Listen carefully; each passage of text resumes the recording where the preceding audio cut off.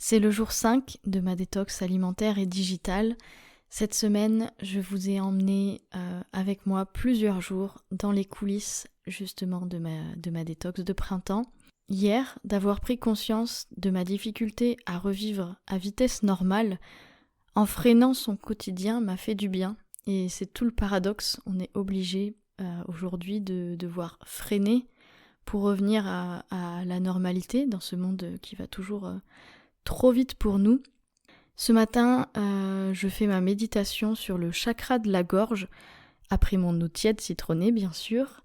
Et en fait, je pratique la méditation depuis plusieurs années maintenant, mais mon stage de méditation de pleine conscience me fait pratiquer la méditation un peu tous les jours, tout au long de la journée, dans mon quotidien. On ne parle pas ici de ralentissement, mais de moment présent, et d'être pleinement disponible à l'instant.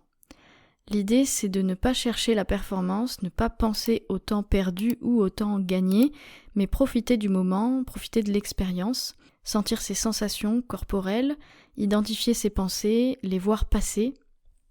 Et je réalise que nous sommes en pleine période de rétrogradation de la planète Mercure, au moment évidemment où je fais ma détox. J'ai enregistré ces épisodes de podcast un peu en décalage de cette semaine de détox. J'ai par contre tenu mon journal de bord jour par jour pour rester vraiment dans l'authenticité du partage. J'ai juste ensuite fait mon enregistrement après coup et la publication de ces épisodes vient encore une fois après coup également, donc ça commence un peu à dater, mais à cette période, donc c'était courant du mois d'avril. Nous étions en pleine période de rétrogradation donc de la planète Mercure d'un point de vue astrologique et je me rends compte que je suis très sensible à ce qui se passe au niveau des planètes. Et par exemple, je vais savoir quand c'est la pleine lune. Vous pouvez faire le test et voir si un soir de pleine lune, vous avez plus de mal à vous endormir. Et donc dans mon cas, je vais savoir que c'est la pleine lune sans même regarder un calendrier lunaire parce que je le sens. Ayant du coup de mon côté beaucoup de mal à m'endormir les nuits de pleine lune avec une sensation très reconnaissable dans mon corps. Et ça fait 2 périodes où Mercure rétrograde que je commence à remarquer l'impact que ça a sur moi dans mon quotidien. C'est peut-être un peu perché, mais comme on est dans le chakra de la gorge aujourd'hui, j'ose vous parler de ce sujet. Mais en gros, c'est une période où il peut y avoir des bugs techniques, des retards ou des problèmes liés au transport, des pannes, des problèmes informatiques. C'est surtout connu pour ça, mais depuis 2023, je m'intéresse un peu plus à ce sujet et j'ai lu qu'il s'agissait aussi d'une période idéale pour ralentir, pour prendre du temps pour soi, pour faire son introspection, son travail de l'ombre et faire en sorte de s'accorder une pause. Je me dis que finalement, encore une fois, mon corps est plus à l'écoute des planètes que moi-même et il m'a envoyé les signaux de fatigue et m'a demandé des vacances car c'était en fait une bonne période pour le faire.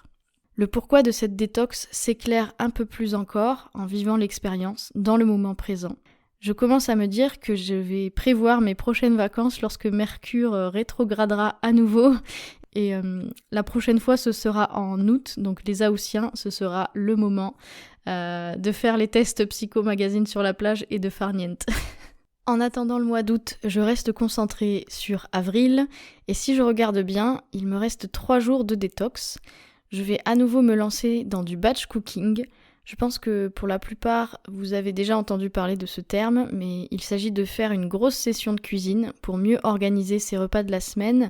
Je fais généralement du batch cooking le dimanche et le mercredi pour 3 jours à chaque fois. Et le samedi, jour des courses, pour moi, je cuisine en fonction des envies, à l'intuition. C'est mon jour préféré en cuisine, mais quand mon emploi du temps est bien chargé, ce qui est le cas très souvent, j'avoue que le batch cooking m'aide beaucoup. D'ailleurs, dites-moi en commentaire ce qui vous parle le plus entre le batch cooking ou la cuisine intuitive.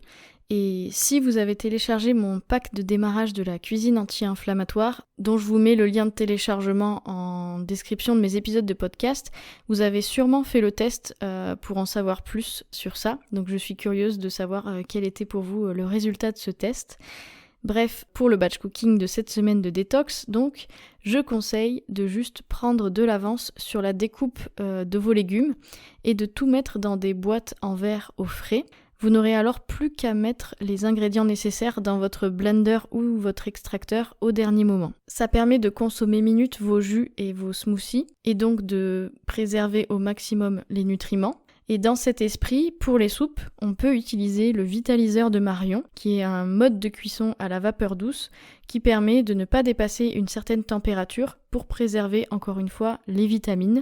J'ai écrit un article sur le blog madameshitake.com et je vous mets le lien de cet article dans la description de l'épisode pour en savoir plus sur cette méthode de cuisson à la vapeur douce. Bilan de cette journée bien positif, toujours pas de sensation de faim. Je rajoute bien mes poudres de protéines végétales dans mes smoothies et mes soupes et je me sens rassasiée.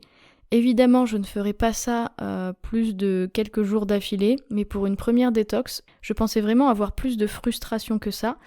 Mes recettes sont bonnes, goûteuses, bien épaisses. Et pour les jus, les laits végétaux, les infusions, les goûts sont là aussi et c'est très hydratant. Alors pour le moment, rien à dire et la détox numérique me fait également le plus grand bien. J'ai vraiment la sensation d'être en vacances, des jeux de société, des balades, du sport, un peu comme tous les jours quand je suis en vacances. Mon programme idéal. Je vous dis à demain. C'est la fin de cet épisode. Merci à vous de l'avoir écouté jusqu'au bout. S'il vous a plu, abonnez-vous à ce podcast pour ne pas rater les prochains. Pour le soutenir, m'encourager, vous pouvez mettre de belles étoiles et un commentaire sur votre plateforme d'écoute. Je vous invite à partager cet épisode à ceux qui seraient intéressés par son sujet ou à le partager sur vos réseaux sociaux. Si vous voulez en découvrir plus en attendant, vous faites sûrement partie de la team des curieux, je vous invite à vous rendre sur mon site, madameshitake.com. Vous y trouverez une section blog où je vous partage encore plein de conseils, de réflexions, mais aussi des recettes de cuisine saines et gourmandes.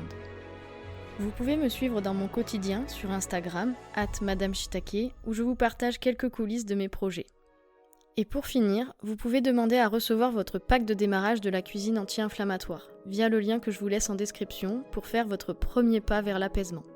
D'ici le prochain épisode, prenez bien soin de vous, à tous les niveaux, nourrissez votre corps, votre âme, vivez plein d'émotions et n'oubliez pas que quand on est bien dans son assiette, on est bien dans sa tête. Et vice versa. À très vite!